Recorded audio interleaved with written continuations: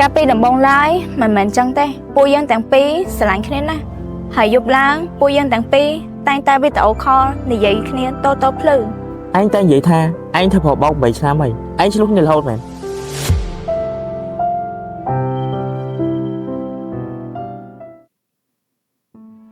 ហើយចុងសប្តាហ៍ក៏ឆ្លៀតទៅញ៉ាំអីជាមួយសង្សារ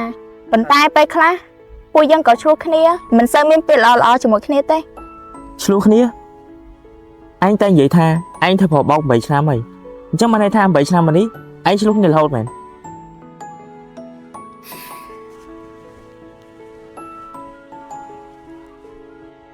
អញមានរឿងអីមែន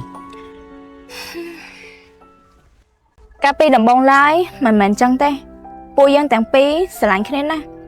ជារៀងរាល់ព្រឹកគាត់តែងតែនិយាយពាក្យ Good morning មកកាន់ខ្ញុំ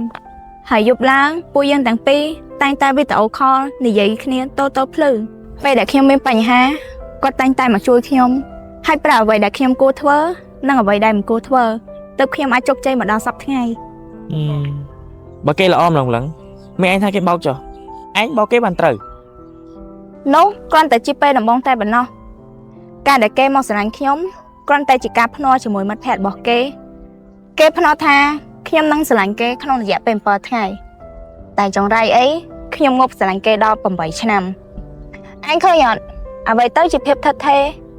ពេលវេលាល្អក៏គង់តែបាត់បង់ឥឡូវយើងចំណាយពេលអស់7:20នាទីឯងតោះកុំឲ្យខាត់ពេកយើងទៅមុខទៀតតោះ